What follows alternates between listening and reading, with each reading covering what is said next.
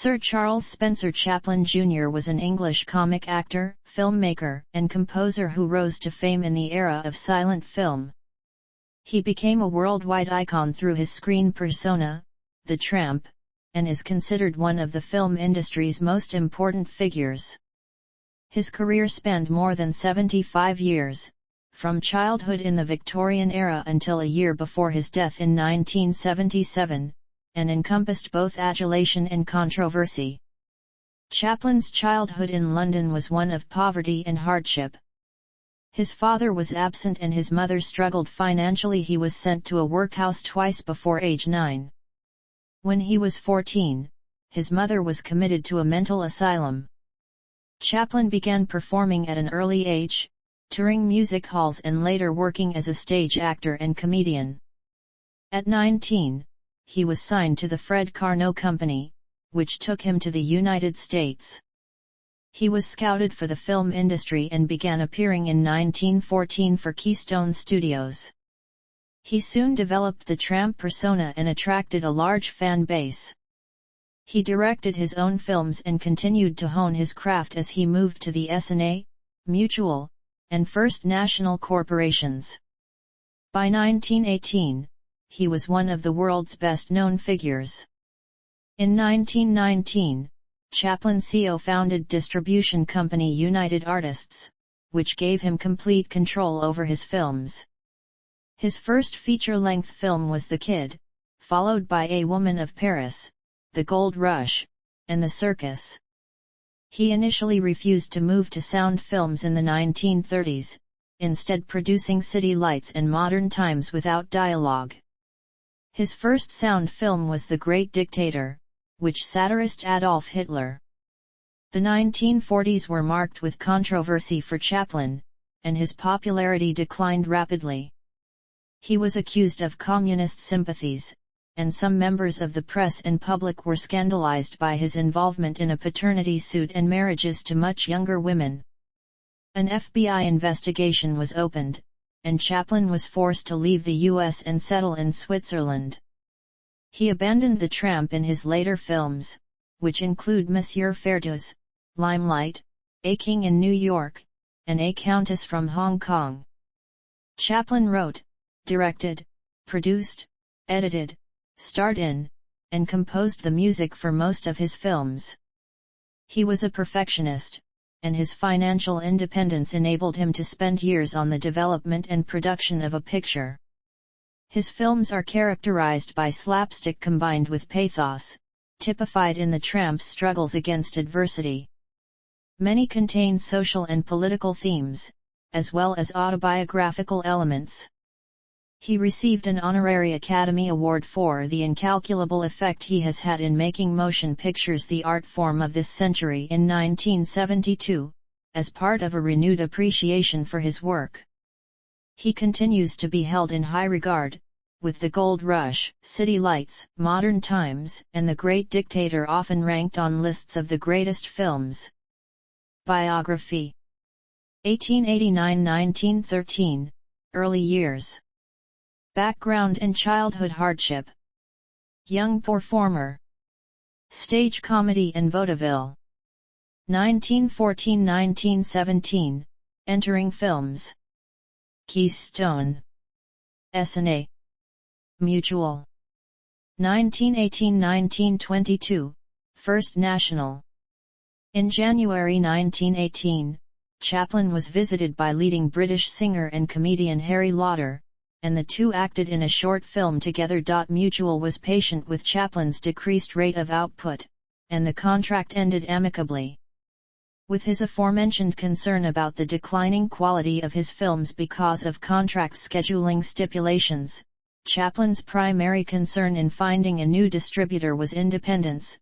Sidney Chaplin, then his business manager, told the press, "Charlie be allowed all the time he needs and all the money for producing the way he wants. It is quality, not quantity, we are after." In June 1917, Chaplin signed to complete 8 films for First National Exhibitors Circuit in return for $1 million. He chose to build his own studio, situated on 5 acres of land off Sunset Boulevard, with production facilities of the highest order. It was completed in January 1918, and Chaplin was given freedom over the making of his pictures. A Dog's Life, released April 1918, was the first film under the new contract. In it, Chaplin demonstrated his increasing concern with story construction and his treatment of the tramp as a sort of Pierrot. The film was described by Louis Deluc as cinema's first total work of art. Chaplin then embarked on the Third Liberty Bond campaign, touring the United States for 1 month to raise money for the Allies of the First World War. He also produced a short propaganda film at his own expense, donated to the government for fundraising, called The Bond. Chaplin's next release was war-based, placing the tramp in the trenches for shoulder arms.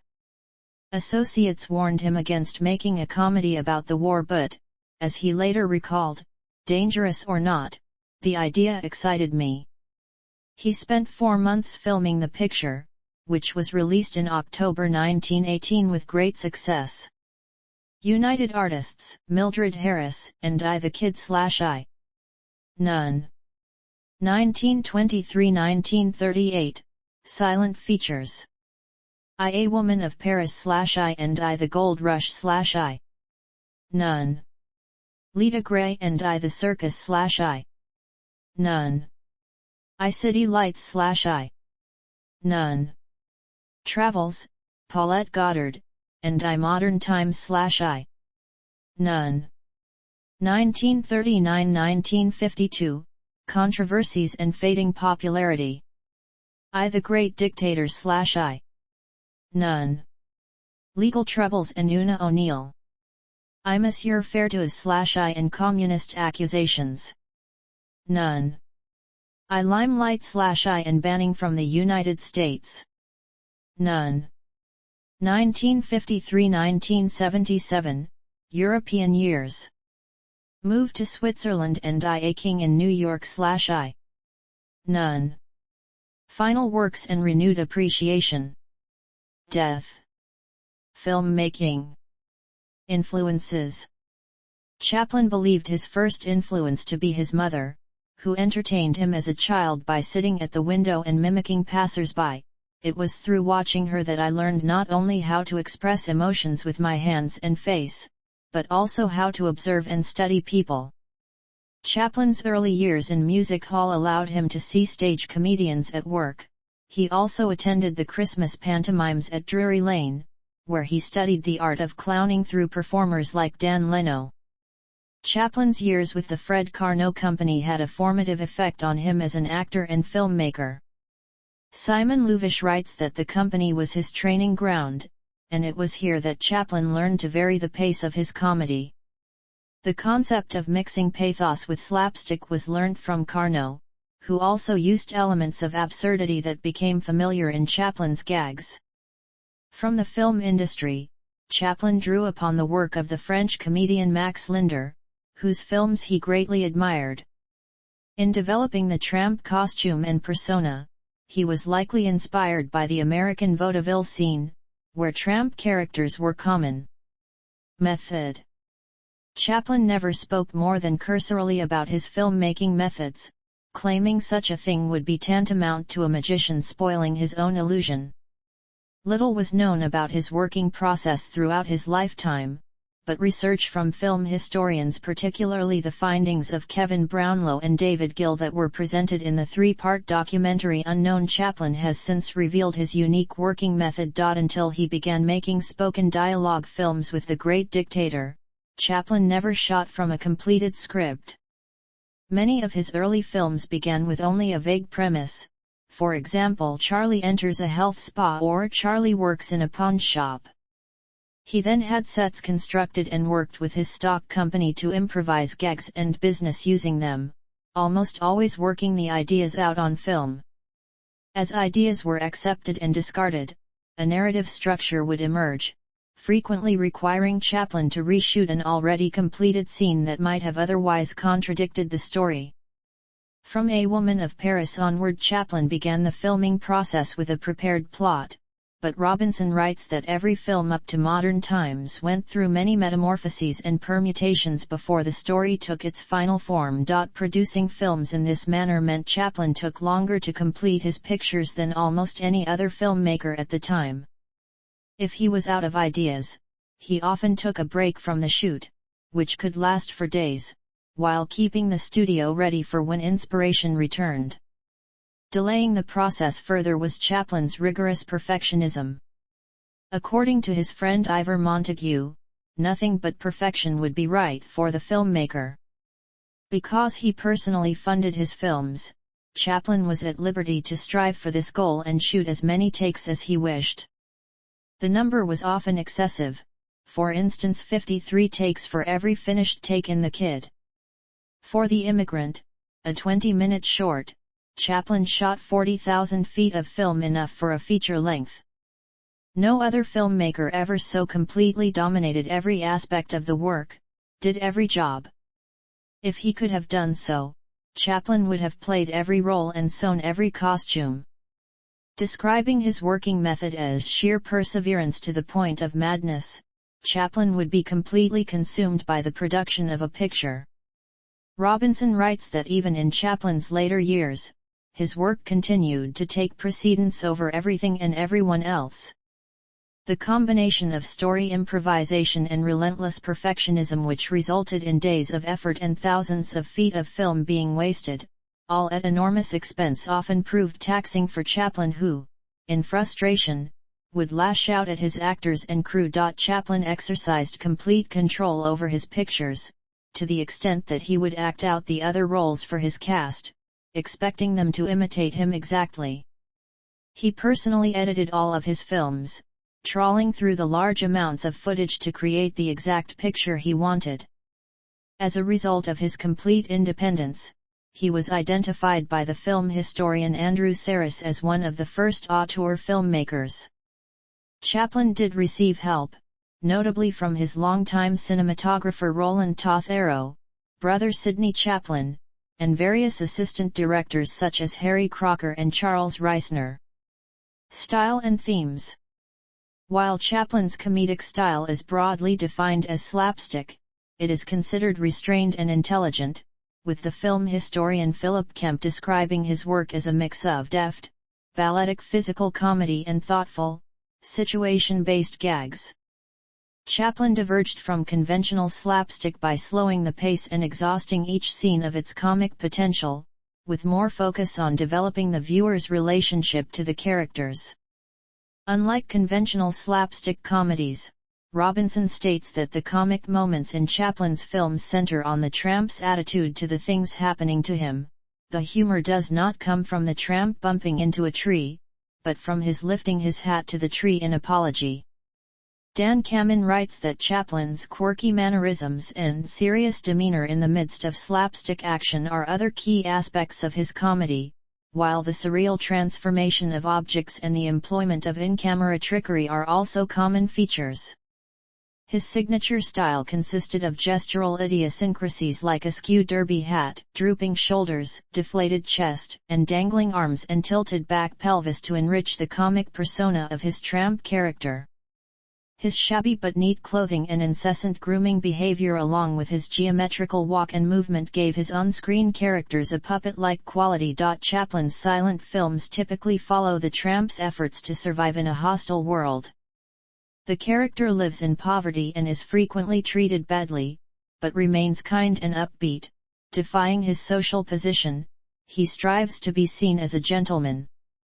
As Chaplin said in 1925, "The whole point of the little fellow is that no matter how down on his ass he is, no matter how well the jackals succeed in tearing him apart, he's still a man of dignity."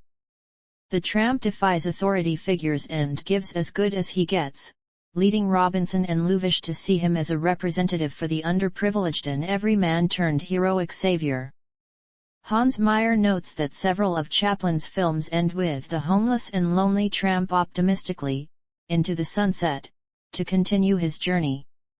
It is paradoxical that tragedy stimulates the spirit of ridicule.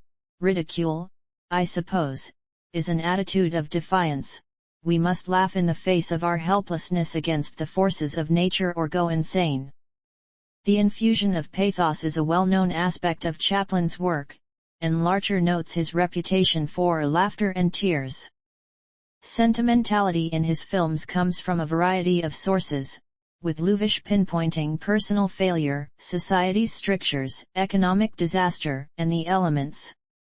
Chaplin sometimes drew on tragic events when creating his films, as in the case of The Gold Rush, which was inspired by the fate of the Donner Party. Constance B. Kuriyama has identified serious underlying themes in the early comedies, such as greed and loss. Chaplin also touched on controversial issues, immigration, illegitimacy, and drug use.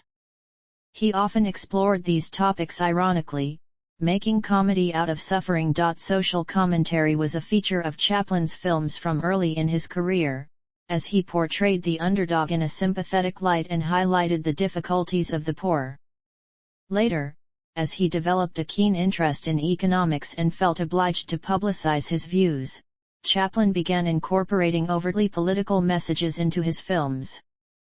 Modern Times depicted factory workers in dismal conditions. The Great Dictator parodied Adolf Hitler and Benito Mussolini and ended in a speech against nationalism. Monsieur Ferdouz criticized war and capitalism, and A King in New York attacked McCarthyism. Several of Chaplin's films incorporate autobiographical elements, and the psychologist Sigmund Freud believed that Chaplin always plays only himself as he was in his dismal youth. The Kid is thought to reflect Chaplin's childhood trauma of being sent into an orphanage. The main characters in Limelight contain elements from the lives of his parents, and A King in New York references Chaplin's experiences of being shunned by the United States. Many of his sets, especially in street scenes, bear a strong similarity to Kennington, where he grew up.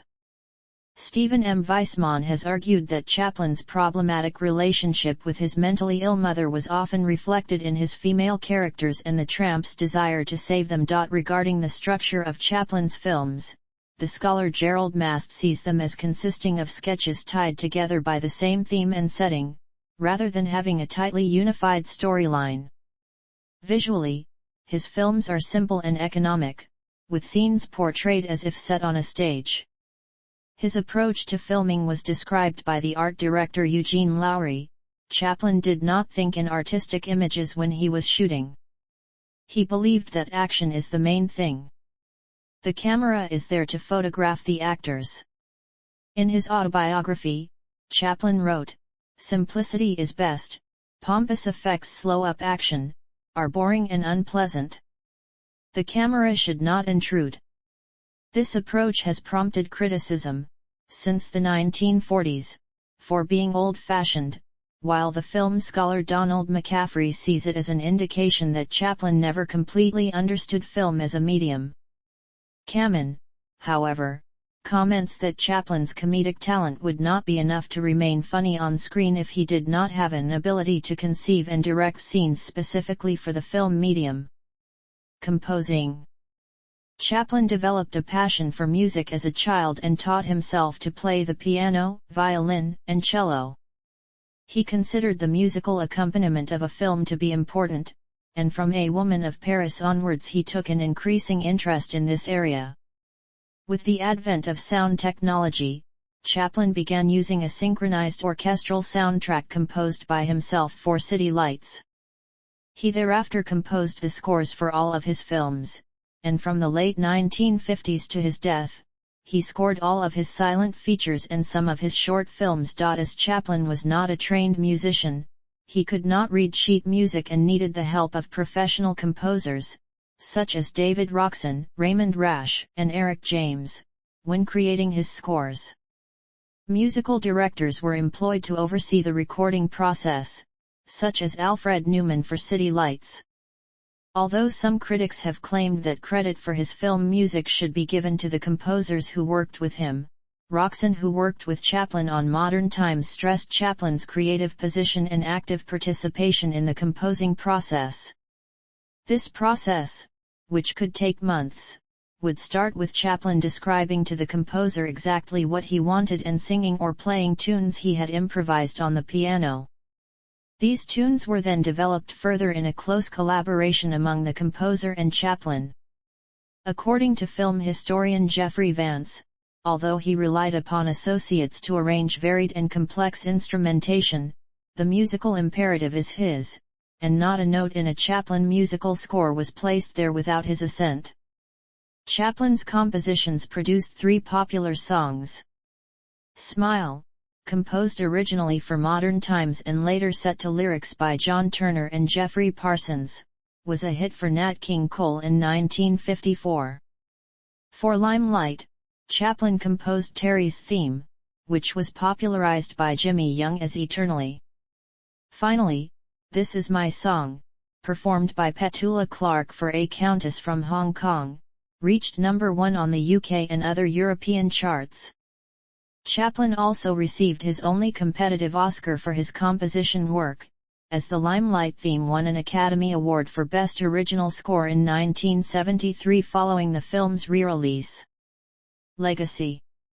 In 1998, the film critic Andrew Sarris called Chaplin arguably the single most important artist produced by the cinema, certainly its most extraordinary performer and probably still its most universal icon. He is described by the British Film Institute as a towering figure in world culture, and was included in Time magazine's list of the 100 most important people of the 20th century for the laughter to millions and because he more or less invented global recognizability and helped turn an industry into an art. In 1999, the American Film Institute ranked Chaplin as the 10th greatest male star of classic Hollywood cinema. The image of the tramp has become a part of cultural history, according to Simon Louvish. The character is recognizable to people who have never seen a Chaplin film, and in places where his films are never shown. The critic Leonard Maltin has written of the unique and indelible nature of the tramp, and argued that no other comedian matched his worldwide impact. Praising the character, Richard Schickel suggests that Chaplin's films with the tramp contain the most eloquent, richly comedic expressions of the human spirit in movie history. Memorabilia connected to the character still fetches large sums in auctions. In 2006, a bowler hat and a bamboo cane that were part of the tramp's costume were bought for $140,000 in a Los Angeles auction. As a filmmaker, Chaplin is considered a pioneer and one of the most influential figures of the early 20th century. He is often credited as one of the medium's first artists. Film historian Mark Cousins has written that Chaplin changed not only the imagery of cinema, but also its sociology and grammar, and claims that Chaplin was as important to the development of comedy as a genre as D.W. Griffith was to drama. He was the first to popularize feature-length comedy and to slow down the pace of action, adding pathos and subtlety to it.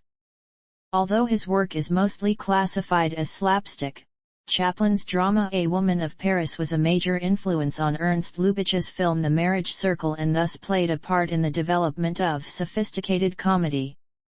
According to David Robinson, Chaplin's innovations were rapidly assimilated to become part of the common practice of film craft. Filmmakers who cited Chaplin as an influence include Federico Fellini, Jacques Tati, René Clair, François Truffaut, Michael Powell, Billy Wilder, Vittorio De Sica, and Richard Attenborough. Russian filmmaker Andrei Tarkovsky praised Chaplin as the only person to have gone down into cinematic history without any shadow of a doubt. The films he left behind can never grow old.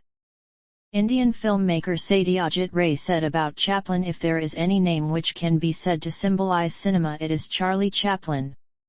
I am sure Chaplin's name will survive even if the cinema ceases to exist as a medium of artistic expression. Chaplin is truly immortal. French auteur Jean Renoir's favorite filmmaker was Chaplin. Chaplin also strongly influenced the work of later comedians. Marcel Marceau said he was inspired to become a mime artist after watching Chaplin, while the actor Raj Kapoor based his screen persona on the tramp. Mark Cousins has also detected Chaplin's comedic style in the French character Monsieur Hulot and the Italian character Toto. In other fields, Chaplin helped inspire the cartoon characters Felix the Cat and Mickey Mouse, and was an influence on the Dada art movement. As one of the founding members of United Artists, Chaplin also had a role in the development of the film industry. Gerald Mast has written that although UA never became a major company like MGM or Paramount Pictures, the idea that directors could produce their own films was years ahead of its time. In 1992, the Sight and Sound Critics Top 10 poll ranked Chaplin at number 5 in its list of top 10 directors of all time. In the 21st century, several of Chaplin's films are still regarded as classics and among the greatest ever made. The 2012 Sight and Sound poll, which compiles top 10 ballots from film critics and directors to determine each group's most acclaimed films, saw City Lights rank among the critics' top 50, Modern Times inside the top 100, and The Great Dictator and The Gold Rush placed in the top 250. The top 100 films as voted on by directors included Modern Times at number 22, City Lights at number 30, and The Gold Rush at number 91. Every one of Chaplin's features received a vote. Chaplin was ranked at number 35 on Empire magazine's Top 40 Greatest Directors of All Time list in 2005. In 2007, the American Film Institute named City Lights the 11th greatest American film of all time, while The Gold Rush and Modern Times again ranked in the top 100. Books about Chaplin continue to be published regularly, and he is a popular subject for media scholars and film archivists. Many of Chaplin's films have had a DVD and Blu-ray release. Chaplin's legacy is managed on behalf of his children by the Chaplin Office, located in Paris. The office represents Association Chaplin, founded by some of his children to protect the name, image, and moral rights to his body of work, Roy Export SAS, which owns the copyright to most of his films made after 1918, and Bubbles Incorporated SA, which owns the copyrights to his image and name.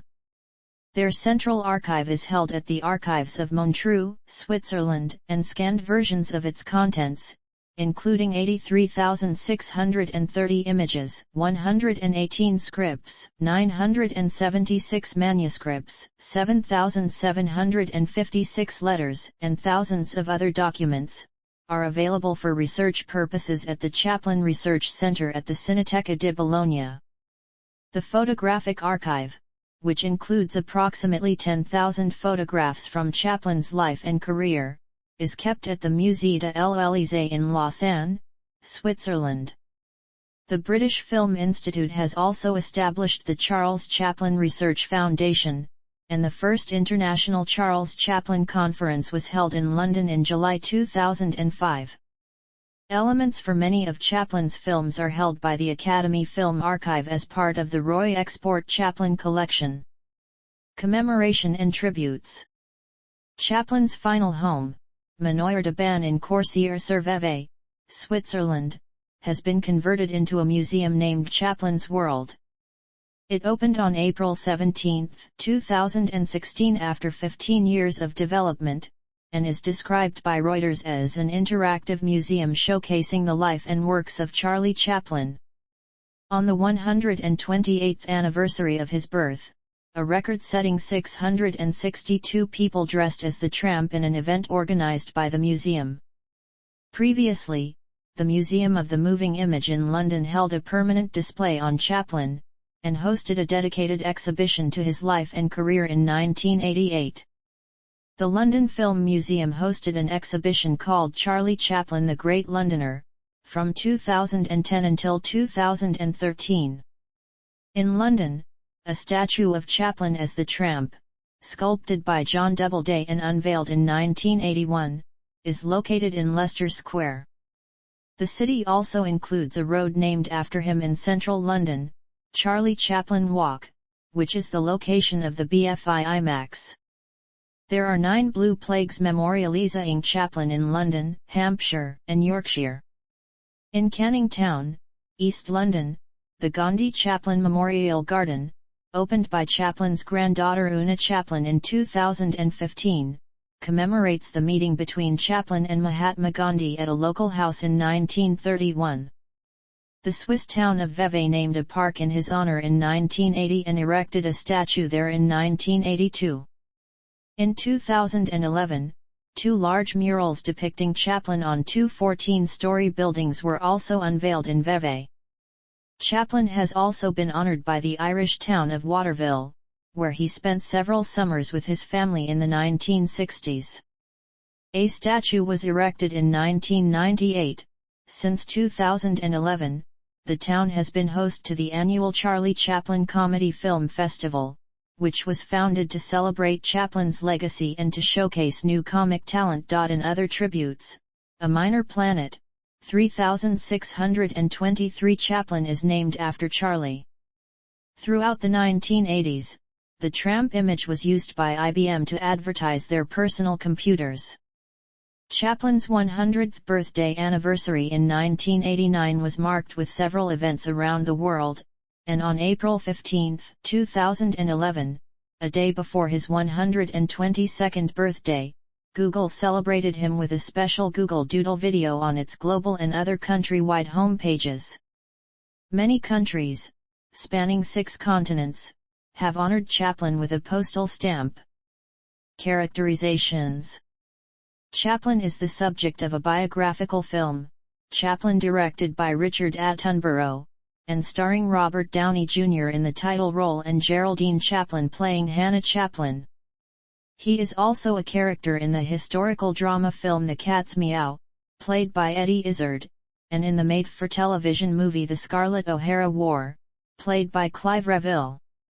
A television series about Chaplin's childhood, Young Charlie Chaplin, ran on PBS in 1989, and was nominated for an Emmy Award for Outstanding Children's Program. The French film The Price of Fame is a fictionalized account of the robbery of Chaplin's grave. Chaplin's life has also been the subject of several stage productions. 2 musicals, Little Tramp and Chaplin, were produced in the early 1990s. In 2006, Thomas Meehan and Christopher Curtis created another musical, Limelight, the story of Charlie Chaplin, which was first performed at the La Jolla Playhouse in San Diego in 2010. It was adapted for Broadway 2 years later, retitled Chaplin a Musical. Chaplin was portrayed by Robert McClure in both productions. In 2013, 2 plays about Chaplin premiered in Finland, Chaplin at the Svenska Teatern, and Kulkuri at the Tampere Workers' Theatre. Chaplin has also been characterized in literary fiction. He is the protagonist of Robert Coover's short story Charlie in the House of Rue, and of Glenn David Gould's Sunnyside, a historical novel set in the First World War period. A Day in Chaplin's Life in 1909 is dramatized in the chapter titled Modern Times in Alan Moore's Jerusalem, a novel set in the author's hometown of Northampton, England. Chaplin was brought to life in a comic strip bearing his name that ran for 30 years in the British pre-war humorous comic Funny Wonder. Begun in 1915, the strip was drawn primarily by Bertie Brown. It was one of the earliest comic strips inspired by the popularity of a celebrity. A similar strip, Charlie Chaplin's Comic Capers, by Stuart Carruthers and later LZC Cigar, was syndicated in the United States from March 29, 1915, until September 16, 1917. In France in 1922, Raoul Thomin created the comic strip Les Aventures Acrobatiques de Charlotte. Thomin's strip ran in French children's magazines for nearly 20 years. Charlotte's comic strip adventures were continued by other artists, lasting until 1963. The strip was collected in many albums. Awards and recognition.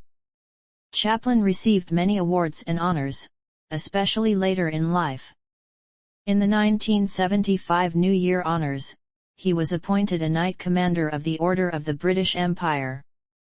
He was also awarded honorary Doctor of Letters degrees by the University of Oxford and the University of Durham in 1962. In 1965, he and Ingmar Bergman were joint winners of the Erasmus Prize and, in 1971, he was appointed a Commander of the National Order of the Legion of Honor by the French government. From the film industry, Chaplin received a special Golden Lion at the Venice Film Festival in 1972, and a Lifetime Achievement Award from the Lincoln Center Film Society the same year. The latter has since been presented annually to filmmakers as the Chaplin Award. Chaplin was given a star on the Hollywood Walk of Fame in 1972, having been previously excluded because of his political beliefs. Chaplin received 3 Academy Awards, an honorary award for versatility and genius in acting, writing, directing, and producing The Circus in 1929, a second honorary award for the incalculable effect he has had in making motion pictures the art form of this century in 1972, and a Best Score award in 1973 for Limelight. He was further nominated in the Best Actor, Best Original Screenplay, and Best Picture categories for The Great Dictator, and received another Best Original Screenplay nomination for Monsieur Ferdouz.